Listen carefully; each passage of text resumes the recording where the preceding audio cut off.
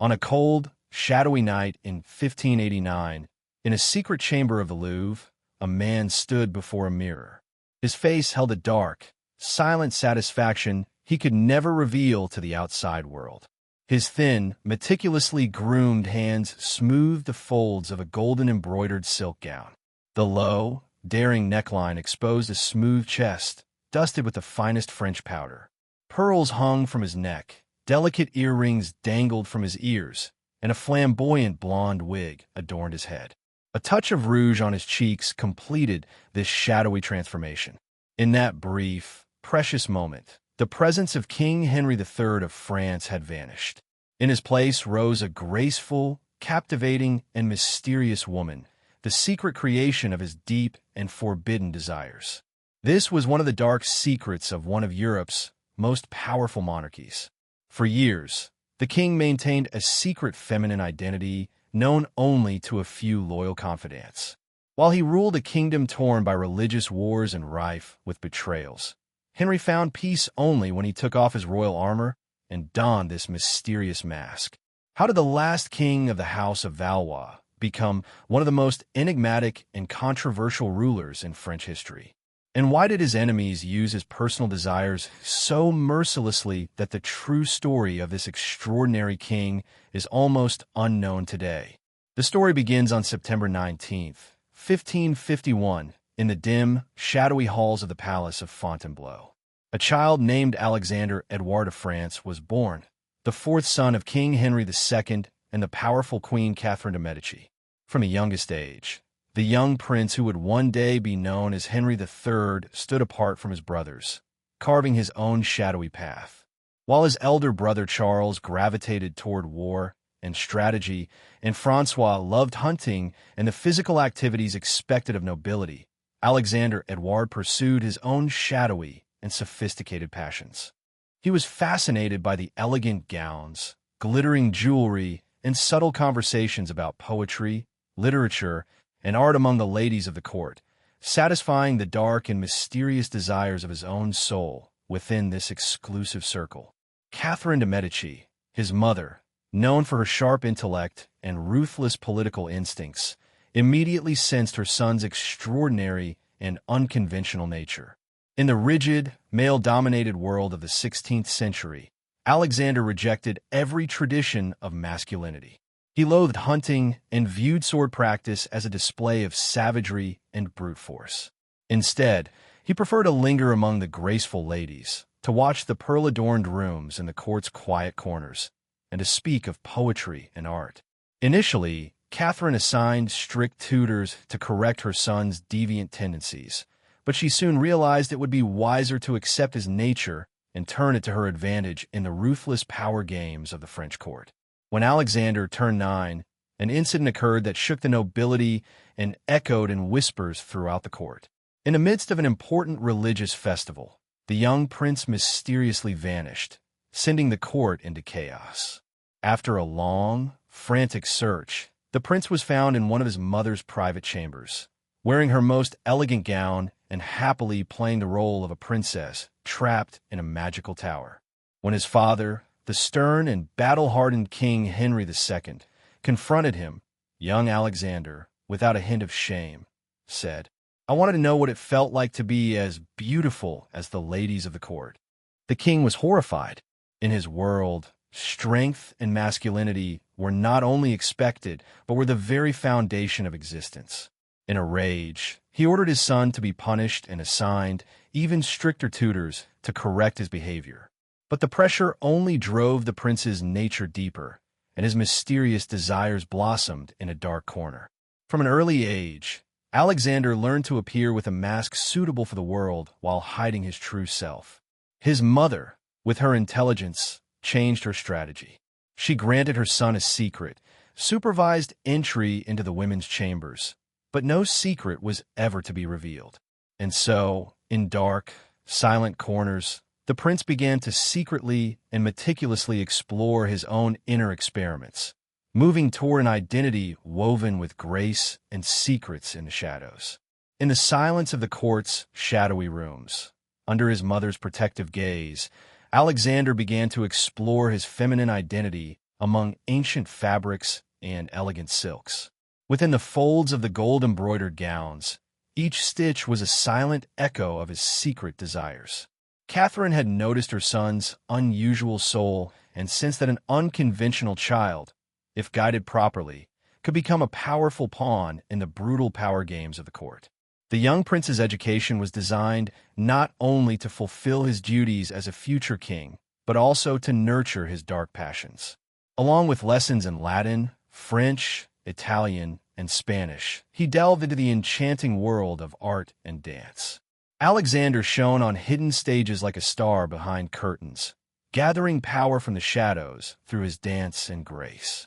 His mentors were not only seasoned soldiers and diplomats, but master tailors, perfumers, and etiquette experts. On the official surface, these lessons were to understand court life.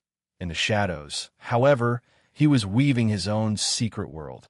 In 1563, with a cruel twist of fate, Alexander, then just 12, lost his father, King Henry II, who was killed by a splintered lance in a jousting tournament. After days of agony and waiting, the king's life ended, and the throne passed to Alexander's elder brother, Francois II. However, Francois vanished into the shadows after a suspicious reign of only 1 year. Whispers spoke of the cold shadow of poison. As his younger brother, Charles IX, a child, became the next heir, Catherine de' Medici, with an iron resolve, rose as regent to rule the country. Alexander, the third in line, moved even closer to absolute power in the shadows. While Charles's rule was under his mother's meticulous control, Alexander, as the Duke of Anjou, observed, learned, and gathered dark lessons. He grasped not only the mechanics of diplomacy and the art of war, but also the mortal importance of theatrical grandeur and public image. It was then that Alexander fully embraced what we would today call the drag and the dark rituals of transformation. In the court's silent shadows, behind ancient masks and elegant garments, he began to build his own secret kingdom. In the shadow of the royal palace's dark and heavy stone walls, Alexander, with the silent support of only a few loyal servants, meticulously crafted his secret feminine identity. This was no innocent game. It was a ritual, an art form. Every detail held sacred importance. The pearl-like makeup, the hair styled with golden threads, a graceful posture, delicate hand gestures, a soft, melodic voice. Every movement was like a piece of a carefully woven tale. Centuries later, a forgotten diary found in the dusty archives of the Louvre would shed light on the depths of these mysterious moments. "Today I was Henriette for 2 hours," he wrote at the age of 16, affectionately referring to his female alter ego. "Madame de Montenier saw me in the corridor and did not recognize me. She said I was one of the most elegant ladies she had ever seen. The pleasure I felt was indescribable. It was as if my soul had been freed from its chains." These secret sessions became a sanctuary, a temple for the young prince, the only way to escape the heavy chains of his royal identity. When the year 1569 arrived, Alexander Edward, just 18, with his unconventional passions and refined nature, was declared commander-in-chief of the royal army by his brother, King Charles IX. This was a test. Could a seemingly fragile prince stand at the head of an army of warriors forged in blood and fire? The answer emerged in a striking and deadly way on the blood-soaked battlefields of Jarnac and Moncontour. Alexander astonished everyone. His strategies were bold, clever, and filled with victory. He crushed the Protestant forces with cunning tactics and charismatic leadership. Ironically, the qualities that had been mocked, his intuition, meticulousness, and emotional intelligence, became his most powerful weapons. His feminine sensibilities allowed him to anticipate his enemy's moves and maintain a calm composure even in the midst of fire. And even amidst the bloody, painful battles, Alexander continued his hidden rituals like an unseen, whispering secret dancing in the shadows. After each military victory, his most loyal officers noticed a strange ritual. The commander would disappear into his dark tent for hours, then return carrying the fresh scent of flowers, enveloped in a strange, peaceful aura as he returned to battle. It was completely foreign to that environment, yet fascinating. His men quietly learned, do not ask questions. It is a sacred mystery. And then, in 1573, the dark wings of fate opened. Through the masterful intrigues and diplomatic deceptions of his mother, Catherine de' Medici, Alexander was elected King of Poland and Grand Duke of Lithuania. It was a masterpiece of a power play. With generous bribes and calculated marriage promises, the Medici family captivated the Polish nobility and won their votes. For Alexander, this new crown was not just an ascent. It was an escape into the shadows. For the first time, far from the judgmental eyes of the French court, he could build his own reign. As soon as he stepped onto the Polish throne, he transformed his court in Krakow into a dark theater of luxury and eccentricity. The new king brought with him a carefully chosen group of exceptionally beautiful and graceful French youths. The Polish nobles, with a touch of mockery, called them the Mignons. But these youths were not just friends. With their loyalty and androgynous beauty, they were the king's confidants, advisors, and companions in his private rituals. Behind the court's dark walls, out of the public eye, Henry and his Mignons participated in magical, staged rituals. In these secret sessions, the king and his favorites would transform into the women of the highest European nobility. This was not merely disguise, but an enchanting theater, a dark art, a fantasy. They adorned themselves in elegant gowns, styled each other's hair, applied makeup with ritualistic precision, and created scenes in the shadows of the night with seductive dances. A secret report from the Venetian ambassador described one of these nights with a language that was both captivated and horrified. The majesty of Poland and his favorites regularly gather in private rooms to perform an art I cannot describe for fear of scandal. The king is dressed as a woman of such beauty that his artificial breasts are perfect enough to deceive any man. His companions accompany him with grace, as if they were the most noble ladies of a royal fantasy court. The sight is enchanting, but carries a dark unease. This fantasy cannot last forever. And then, in May 1574, the cruel hand of fate struck. Henry's elder brother, King Charles IX of France, died suddenly, leaving no male heir. By blood, Henry became the next heir to the French throne, and it was time to return. Henry's departure from Poland was swift, calculated, and shrouded in shadows. His return to France was shaped by the dark and magnificent scenes of a royal campaign. In Venice, he spent 3 days selecting rare silks, intricate jewelry, and Europe's most expensive perfumes. Officially, these were gifts to be presented to his future queen. But in reality, this was the glittering ritual of a mask, a power play made in the shadows. But centuries later, the truths hidden behind the dark curtain came to light. Most of these lavish expenditures were for his own desire, for Henriette. In the same year, under the cold stones of Rheims Cathedral, Henry was crowned King of France, Henry III. It was a magnificent ceremony, but for him, it meant the chaining of his freedom. The court was now a golden cage, a prison woven with splendor. Upon his return to France, the political atmosphere was sharp and hostile, with every move watched from the shadows. Yet as king, Henry was determined to impose his will. He transformed the Louvre into a fascinating temple of culture and grace. The arts flourished, but gossip also spread like a dark stain. In the silent corridors and secret chambers of the court, Henry's feminine transformations had now become a ritualized, theatrical rite. Witnesses wrote of hours-long preparations, the masterful application of makeup, the styling of wigs, a royal woman gliding like a ghost in exaggerated gowns. The result was so realistic that even servants failed to recognize the king, mistaking him for a court lady in the dim morning light. In 1575, he entered into a political marriage with Louise of Lorraine-Vaudemont. But contrary to expectations, a silent bond blossomed between them. With her intelligence and reserved manner, Louise did not judge Henry's eccentric desires. She accepted them. Henry personally designed her wedding gown, astonishing the court tailors with his knowledge of the intricacies of women's fashion.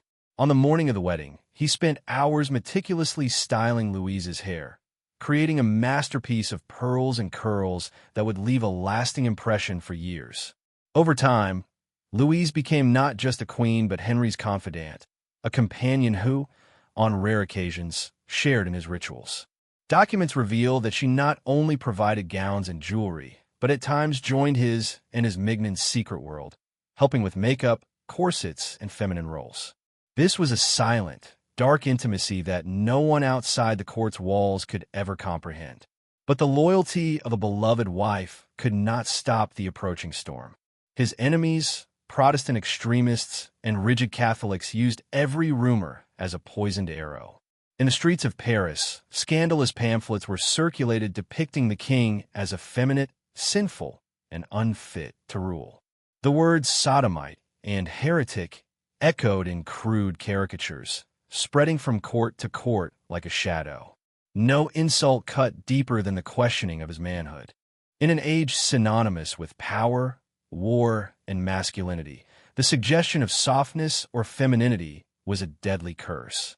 Henry III's flamboyant image, his silk-adorned splendor, his androgynous companions, and his midnight disappearances became weapons in the hands of his rivals in a ruthless propaganda war. And his most relentless enemy was the Catholic League, led by the powerful House of Guise. Supported by Spanish arms and fanatical Catholic forces, the League turned Paris into a sea of chaos.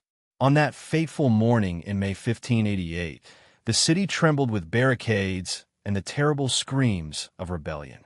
Henry III, trapped and crushed, was forced to flee his own city in shame and fear.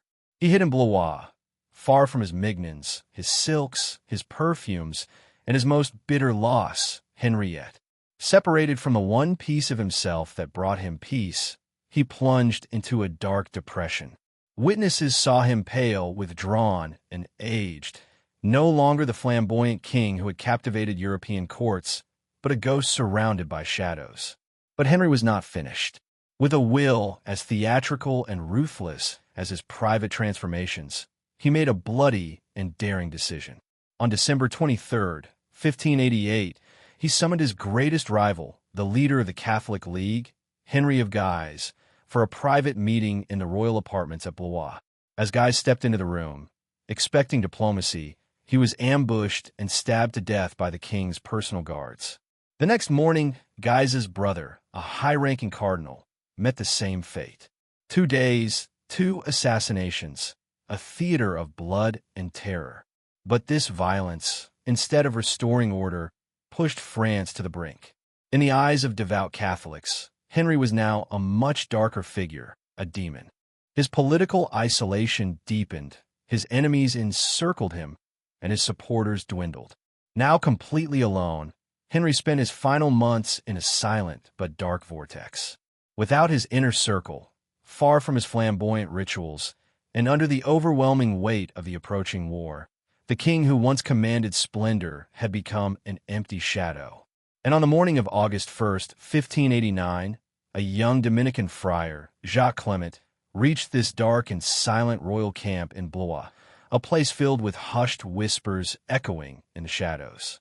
He claimed to bring urgent and mysterious news for the king, approaching like a stealthy whisper among the shadows. Tired and perhaps clutching a naive hope, Henry listened to him.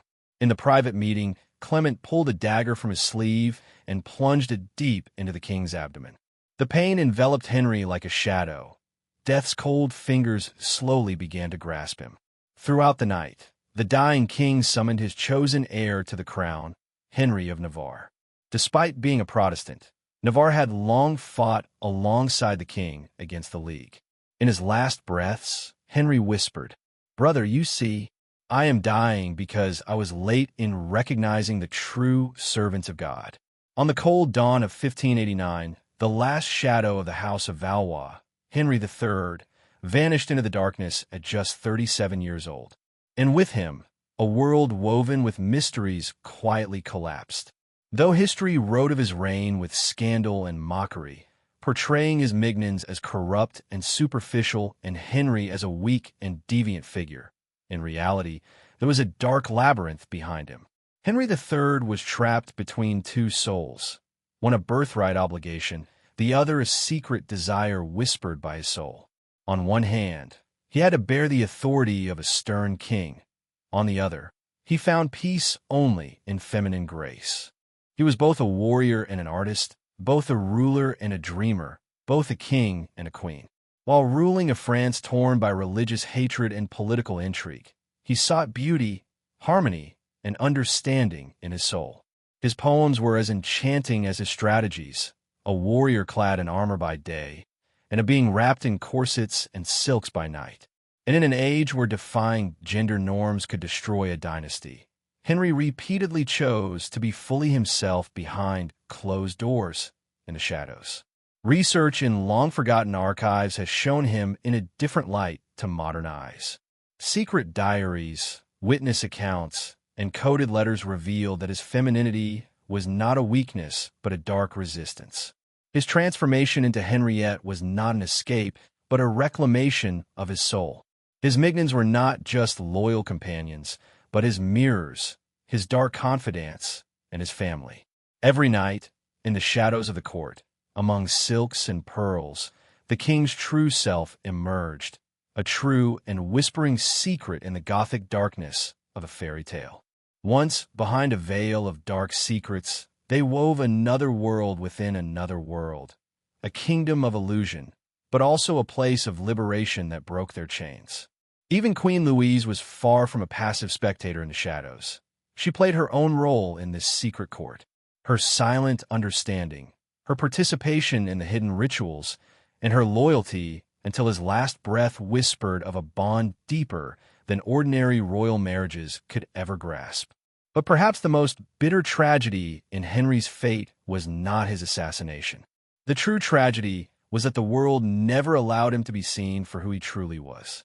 In the public eye, he was the last king of a decaying dynasty, a politically failed figure, a monarch who lost his capital and was ended by the hand of a fanatic friar.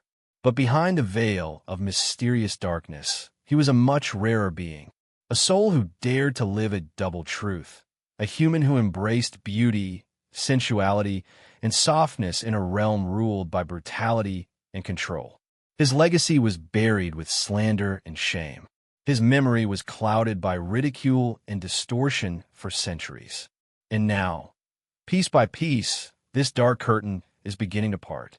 Perhaps history was not ready for Henry III, but maybe we are ready for the truth hidden in the shadows.